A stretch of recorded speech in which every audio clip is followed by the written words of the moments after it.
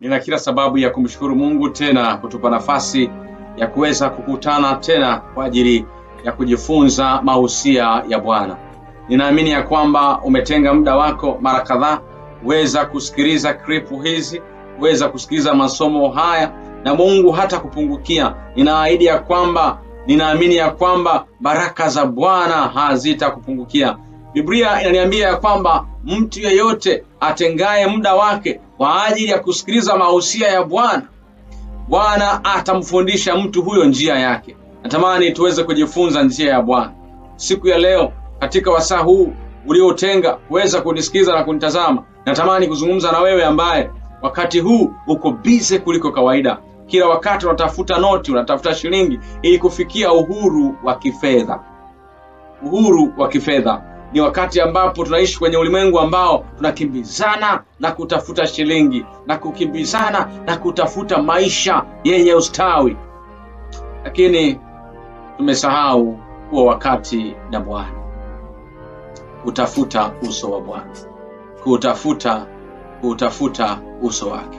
Tuombe pamoja. Mungu atupatie namna ambavyo tutamani kujifunza siku ya leo katika dakika hizi 5 katika mada hii. Tuombe.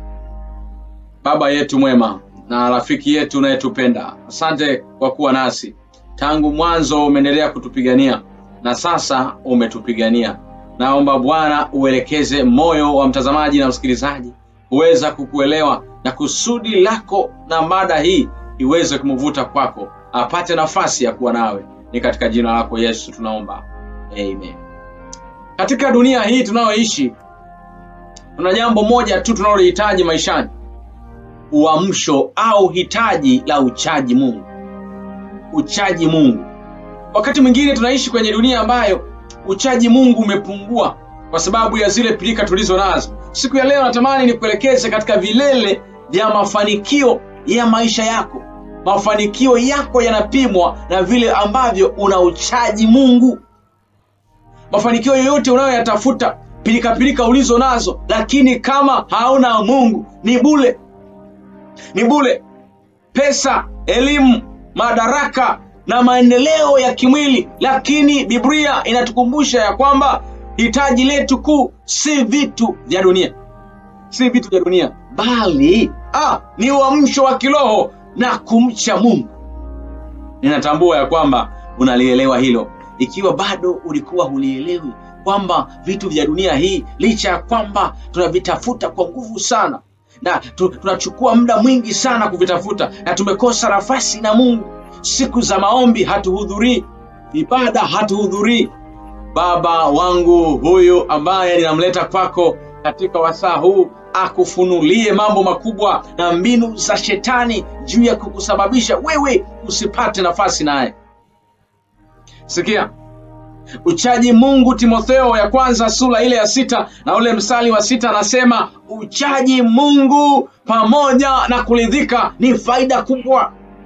Hiyo ndiyo faida kuu ya kumcha Mungu. Licha ya kwamba tunatafuta mali za dunia hii, maendeleo ya kimwili ya dunia hii, tunashindwa kutafuta maslahi mapana ya umilele. Biblia kitabu cha Timotheo anasema uchaji Mungu pamoja na kuridhika ni faida kubwa. Bila uchaji Mungu, mafanikio yote hayana thamani ya milele. Hayana thamani ya milele. Nataka nikwambie kwamba thamani ya milele inapimwa katika uchaji Mungu. Mungu akusaidie sana kufanya uamsho. Uamsho ni hali ya kufufuliwa. Ni hali ya kufufuliwa kiroho baada ya kupoa kwa muda mrefu. Kulala kiroho. Huenda umelala kwa miaka mingi, ule moto uliokuwa nao wa kiroho zamani umeshapoa. Tunahitaji kuhubiriwa mahubiri laini. Mhubiri akija mwenye sauti yenye mamlaka ya kukemea anachukiwa. Tunaishi kwenye ulimwengu ambao unahitaji mambo simple sana. Nataka nikwambie kwamba kupoa na kulala kiroho kunahitaji uamsho na uchaji Mungu.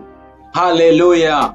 Haleluya. Ili tuweze kurejeshwa katika hali ya moto wa kwanza wa kumpenda Mungu. Timotheo anatukumbusha ya kwamba uchaji Mungu pamoja na mafanikio yote tunayoyatafuta, kuridhika ni faida kubwa katika uchaji Mungu. Zaburi ile ya 30 na Zaburi ile ya 80. Tukisoma Zaburi ya 80 mstari ule wa 18, anasema tuamshe nasi tutaliitia jina lako. Ikiwa ni kusudi lako kuamka na kuamka katika maisha yako, mwambie Yesu, nisaidie kuamka. Nilikuwa mtu wa kiroho, nilikuwa mtu ambaye jambo lolote la kikanisa likiitwa na kuwa mstari wa mbele. Siku za maombi niko mstari wa mbele, lakini baadaye kadri tulivyokuwa tukiendelea katika safari nilijikuta nimepoa. Bwana nisaidie, niamshe. Ikiwa ni hitaji lako, mwambie Bwana, nahitaji uamsho. Ungana na Zaburi ya 80 mstari wa 18.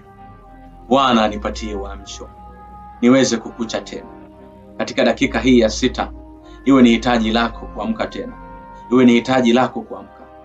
Kipande cha pili kinachokuja, tutaona jinsi ambavyo Mungu ana kusudi la kutuamsha kweli kweli. Nikuombee, ikiwa ni hitaji lako, unatamani kuamka kutoka kwenye usingizi uliolala hapo katikati, uelewi mambo yalikuwaje. Tuombe. Baba yetu mwema, ninakushukuru sana kwa mtazamaji na msikilizaji. Dakika hizi alizozitenga kunisikiliza, ameguswa na moyo wake, umepauka, moyo wake umeguswa, unatamani Yesu kuinuliwa, kung'aa tena. Bwana, mguse mtoto wako anayetamani kuamka. Ninakukaribisha Yesu masaa haya, kutana na kila mmoja aliyelala, mpatie uamsho dakika hizo. Ninaamini ya kwamba utakuwa nasi, ninaamini ya kwamba utatupatia uamsho. Dakika hii ikawe ya mabadiliko. Ninaamini ya kwamba atatembea sasa akiwa ametembea na uthabiti wa kuamka na kukucha wewe. Ni katika jina lako Yesu ninaomba na kuamini, amen.